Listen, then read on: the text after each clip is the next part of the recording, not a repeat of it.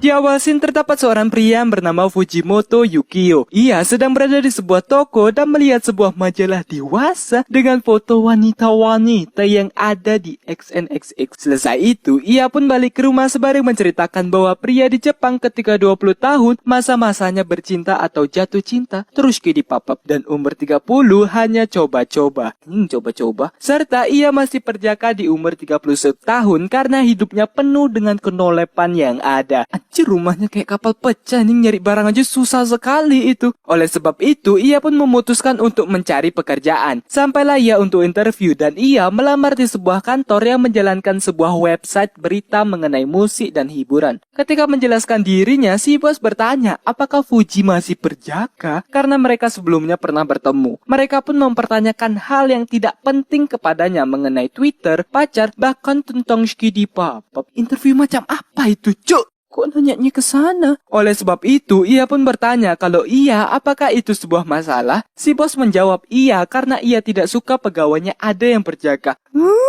Tiba-tiba terdapat wanita yang ngamuk membawa sebuah pisau dan itu adalah pacar dari Takuya. Itu nama bosnya. Alasan pacarnya seperti itu karena Twitter yang dibuat oleh Takuya mengenai ia yang tidak akan menikah. Ketika menjelaskan alasannya, datang sang mantan. Fuji yang melihat hal tersebut berbicara dalam hati. Anjir, jago juga si bos bisa punya pacar plus mantan sejati itu. Takuya pun mengatakan kepada Fuji bahwa itu moteki atau masa di mana seseorang menjadi populer atau famous. Pacarnya yang mendengar hal tersebut langsung menghunuskan pisaunya dan terkena Fuji. Bangsat memang si bos. Setelah tertusuk, Fuji pun berkata bahwa itu khas favoritnya dan ia belum tahu ending One Piece. Wibu, melihat dirinya seperti menuju alam lain, ia kembali mengatakan bahwa ia tidak ingin mati karena ia belum pernah ngerasain enaknya skidi pop-up. Dan ia berada di sebuah pesta seperti di surga dengan iringan wanita kawaii yang membawanya. Dan film Love Strike pun dimulai. Anjir, sumpah gua ngeliat mukanya Fuji itu kayak Kevin Anggara zaman-zaman 2014 anjing.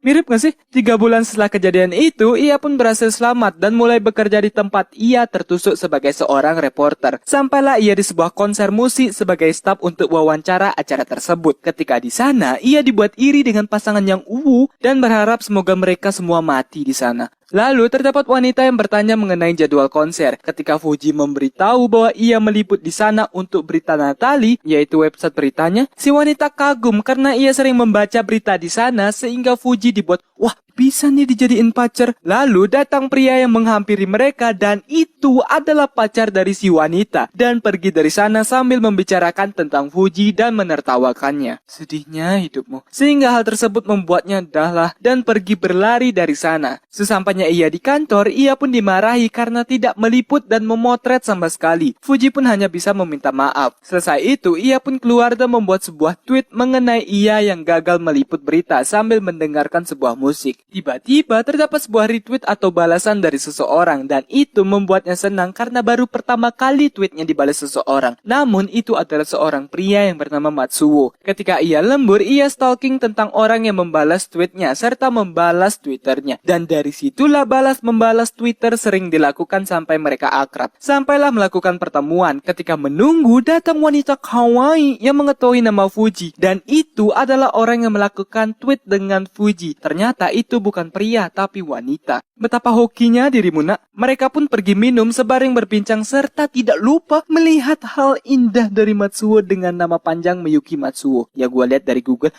Sehingga ia merasa bahwa Miyuki wanita yang playgirl atau nama zaman sekarangnya fucek girl. Tapi Fuji ingin sekali memiliki hubungan lebih dengan Miyuki. Oleh sebab itu, ia pun bertanya apakah Miyuki punya pacar. Miyuki menjawab punya dan umur pacarnya lebih tua darinya. Sehingga Fuji yang mendengar hal tersebut, benar kan fucek girl? Dan memutuskan untuk friendzone saja. Lalu tambah personel baru yaitu temannya Miyuki. Mereka bertiga pun minum sampai mabuk dan menuju apartemen atau kos Fuji karena Miyuki ketinggalan kereta. Sampailah mereka di tempat Fuji dan menonton sebuah DVD. Pada saat menonton, tangan Miyuki menyentuh Fuji sehingga hal tersebut membuatnya baper. Temannya pun sudah tidur dan menyisakan mereka berdua. Lalu Miyuki pun nyender di pundak Fuji serta memegang erat tangannya. Ketika ingin mencium Miyuki, temannya terbangun dan mengajaknya untuk balik. Tetapi karena sudah mengantuk, temannya pun pergi duluan sehingga menyisakan mereka berdua. Benar-benar berdua. Pada saat memfoto Miyuki ketika tidur, suara jepretan HP Aipong miliknya membangunkan Miyuki sehingga Fuji salto ke tempatnya. Miyuki pun meminjam baju, celana, bahkan toilet untuk mandi. Selesai mandi, Miyuki pun tidur dan mengajak Fuji untuk tidur bareng. Kok oke sekali Anda? Sempat mau tapi karena ia good boy yang sangnean, ia pun tidak mau serta mengambilkan minum untuk Miyuki. Ia pun minum dan menawarkan Fuji untuk minum. Pada saat Fuji ingin meminumnya, Miyuki malah meminumnya.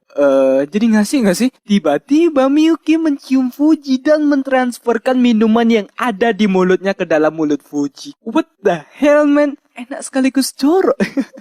Cuk! Bangsat, keinginan menuju Jepang stong itu untuk mencari wanita Jepun.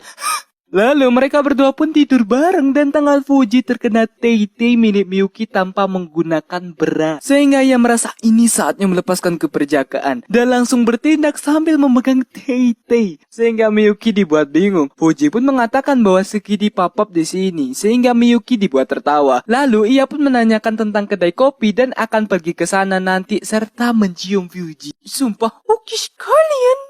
Tukar posisi apa? Sehingga dari situlah perasaan Fuji kepada Miyuki makin membengkak dan mengatakan bahwa itu adalah motekinya. Fuji pun menari dengan iringan musik seperti JKT48 dan menari bersama dengan lekukan tubuh yang begitu gemulai. Saling chatting dan curhat pun dilakukan. Sebaring menunggu chatnya, ia pun ngestalk lebih dalam tentang Miyuki. Kemudian ia pun tersadar ngapain ia ngestalking Miyuki padahal ia punya pacar dan berhenti untuk berharap sambil mengamuk. Lah kok ngamuk?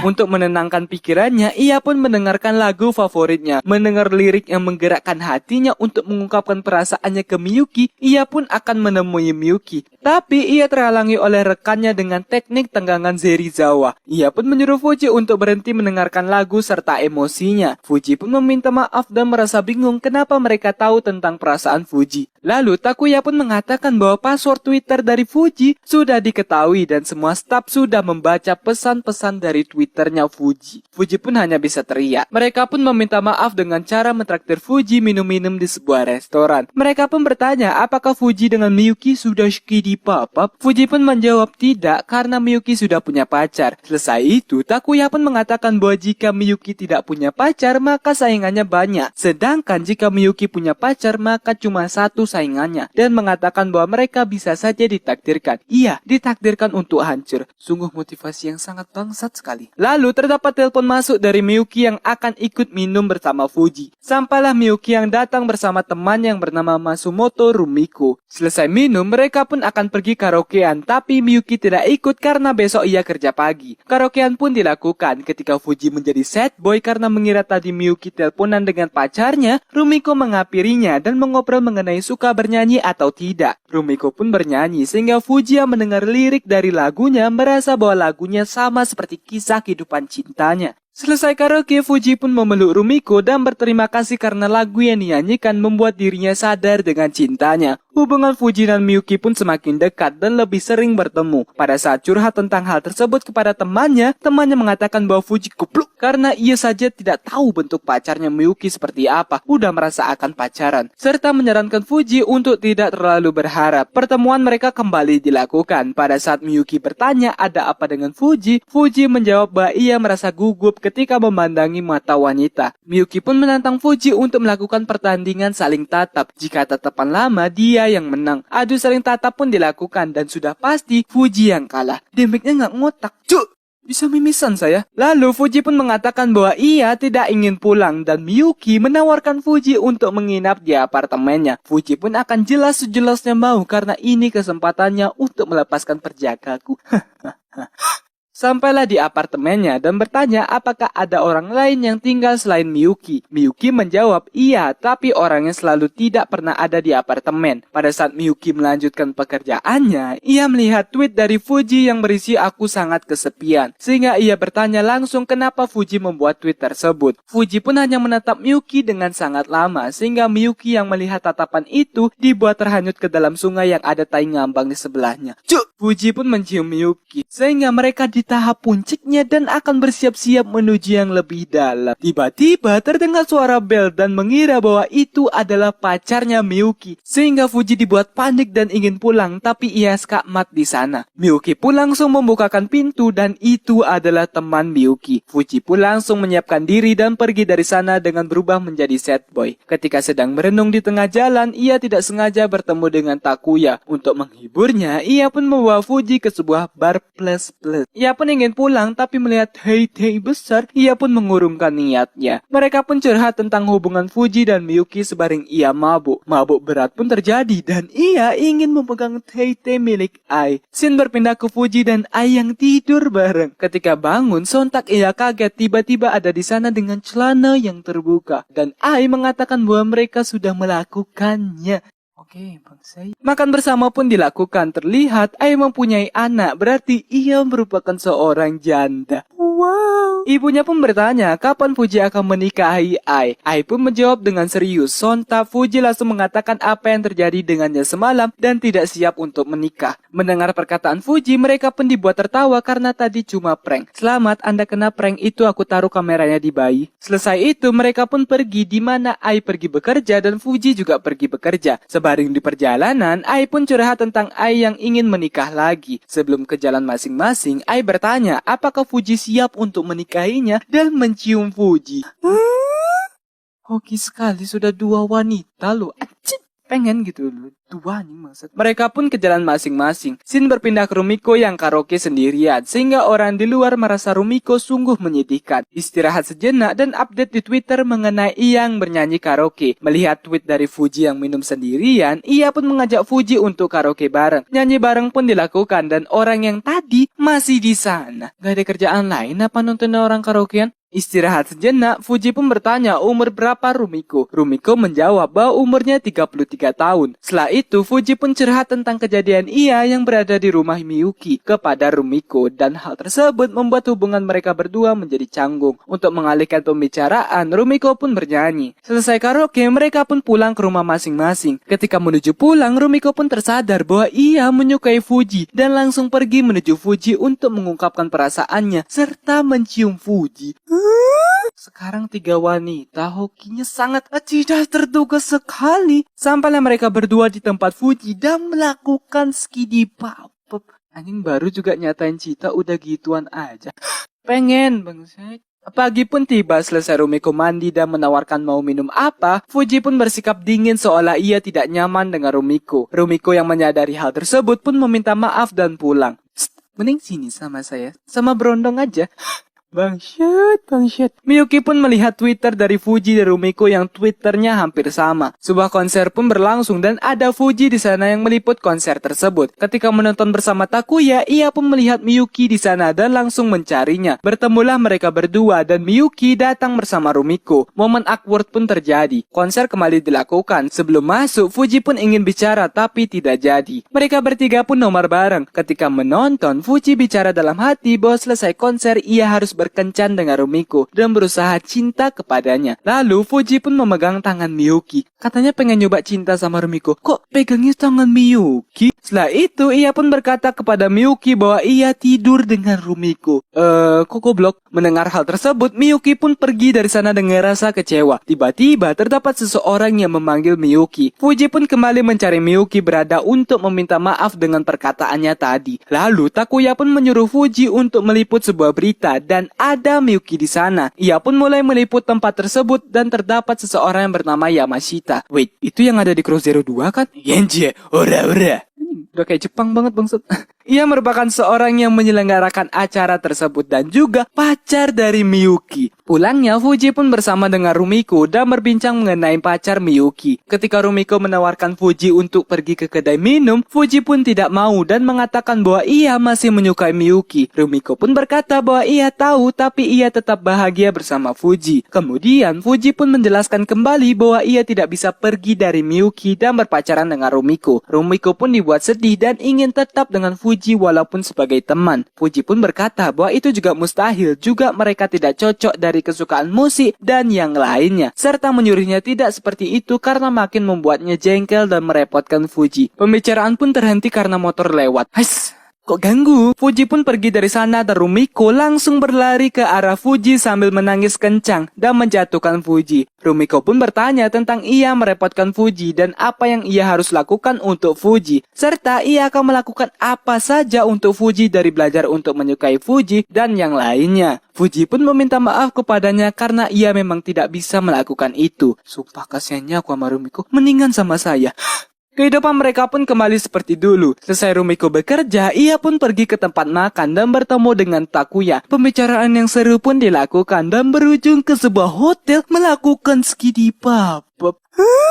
What the hell, man? Selesai melakukan itu, Takuya pun menyarankan Rumiko untuk mencoba melakukan skidi pop dengan banyak orang. Jangan Fuji mulu. Sungguh saran yang ancam banget. Rumiko pun langsung pergi dari sana dan menikmati makanan. Pada saat Fuji bekerja, Takuya pun memberitahu bahwa ada konser yang akan dilakukan dan menyuruhnya untuk meliput konser tersebut. Sampailah ia di tempat pacarnya Miyuki, yaitu Yamashita, untuk melakukan wawancara. Wawancara pun dilakukan dan melontarkan pertanyaan mengenai konser yang akan dilakukan. Ketika Yamashita mengatakan bahwa ia akan mengundang istrinya, Fuji dibuat bingung dan ternyata Yamashita bukan pacar melainkan suami dari Miyuki. Sangat tidak terduga sekali. Fuji yang mendengar hal tersebut dibuat emosi karena ia dibohongi selama ini dan mengatakan bahwa ia menyukai Miyuki tepat di depan suaminya langsung. Juga memintanya untuk tidak membuat Miyuki bersedih. Suaminya pun mengerti dan berterima kasih untuk wawancaranya dengan tatapan akan kematian. Mereka pun pergi dari sana. Pada saat di perjalanan, ia pun dibuat kesal karena mengetahui bahwa Miyuki sudah menikah dan tidak terima akan hal tersebut. Rekannya pun dibuat muak dengan hal tersebut dan menyadarkan Fuji. Selesai itu, ia pun menyuruh Fuji untuk menyelesaikan beritanya besok. Berita pun dibuat dengan perasaan kesal dan ngasal. Selesai itu, ia pun pergi dari sana. Shin berpindah ke Miyuki yang sedang teleponan dengan Yamashita mengenai hubungannya dengan Fuji, serta ia mengatakan bahwa ia benci jika orang menanyakan hubungannya kepada Yamashita, tapi Yamashita menghindar dari pertanyaan seperti itu, dan juga merasa bahwa Miyuki tidak dianggap. Selesai menelpon, Miyuki pun menangis. Tiba-tiba datang Fuji yang ingin membicarakan sesuatu, yaitu tentang perasaan Fuji kepada Miyuki yang ingin pacaran setelah itu menikah dengannya. Miyuki pun hanya menjawab, "Lalu kenapa?" Dan juga Miyuki mengatakan bahwa jika Fuji mencintai Miyuki, kenapa ia tidur dengan Rumiko, serta ia sangat terluka dengan hal tersebut. Fuji pun juga mengatakan jika Miyuki sudah menikah, kenapa ia mencium Fuji, serta bertanya apakah ia tidak peduli dengan perselingkuhan yang ia lakukan. Miyuki pun berkata bahwa siapa yang bilang ia tidak peduli, dan ia merasa bahwa apa yang ia lakukan benar. Miyuki pun menangis karena sudah tidak ada harapan untuk Fuji. Ia pun ingin mengajak Miyuki keluar. Miyuki tidak bisa mengajaknya untuk berpelukan untuk terakhir kalinya serta sebuah ciuman. Sudah pasti jawabannya tidak bisa. Fuji langsung bertanya apakah Miyuki menyukai dirinya. Miyuki pun berkata bahwa ia tidak bisa bersama Fuji. Ya iyalah udah nikah, kalau udah cerai bisalah dibicarakan. Fuji pun langsung pergi dari sana dengan mode sad boy tingkat dewa. Kembali melakukan pekerjaannya dan membuat berita dengan sungguh-sungguh sampai ia ketiduran. Datanglah Takuya membacakan berita yang dibikin Fuji dan langsung mempublishnya. Sampailah konser dilakukan. Miyuki pun bertemu dengan suaminya dan selesai konser, ia ingin mengajak Miyuki pergi makan. Serta membicarakan sesuatu bahwa ia telah bicara banyak ke istrinya dan sudah meninggalkan rumah. Jadi mereka bisa hidup bersama. Wait a minute. Jadi Miyuki ini selingkuhannya atau istri keduanya dah? Kok sangat tidak terduga sekali. Anjir. What? Lalu terdengar suara Fuji yang memperkenalkan dirinya. Dan Fuji melihat Miyuki bersama suami atau selingkuhannya entahlah. Atau istri keduanya, apalagi bingung gue yang di bagian itu. Dan pergi dari sana karena tidak kuat melihat orang yang dicintainya dengan orang lain. Tapi ia menguatkan dirinya untuk bicara kepada Miyuki dan menghampirinya. Miyuki yang tidak kuat dengan kehadiran Fuji pun berlari dan Fuji mengejarnya sampai dapat. Fuji pun berhasil menangkap Miyuki dan mereka jatuh di tempat yang becek-becek tak ada ojek. Miyuki pun tidak mengerti kenapa Fuji mengejarnya dan memintanya untuk pergi karena ia ingin sendirian. Datanglah Yamashita menghampiri mereka dan Fuji dengan barbar memeluk Miyuki dan menciumnya tepat di depan suaminya. Miyuki pun terlihat tidak mau dan terlihat seperti pemerkosaan. Tapi lama-kelamaan enak dan Miyuki pun jadi mau. Setelah itu mereka pun tertawa bareng untuk terakhir kalinya karena Miyuki bersama Yamashita dan Fuji mungkin bersama janda Ai. Dan film Love Strike pun selesai.